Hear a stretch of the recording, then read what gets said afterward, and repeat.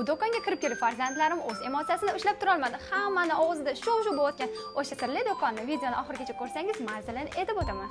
Xodimlar qo'limizga tayyor chek-list berishdi. Do'konga kirib kelishimiz bilan keng assortiment ko'rib, qaysi tarafga yurishimiz, nima olishimizni ham bilmay qoldik. Penallarni sevadigan qizalog'im ko'pligidan qaysi birini olishni bilmay qoldi. Narxlari hamyonbop bo'lganidan hammasidan olib bergim keldi-yu. Daftar olmoqchi edik, bu yerda daftarlar kiloli ekan. 1 kilosi atiga 20 ming so'm ekan. Sifatini ko'rib hayron qoldim. Albomlari 2,5 ming so'mdan boshlanarga 40 varaqligini biz 6900 so'mdan oldik. Bolalarim maza qilib yugurib yurishini qaranglar. Issiq deysizlarmi? Umuman issiq degan narsa muzdekkina, yana bepulga muzdekkina suvlari ham bor ekan.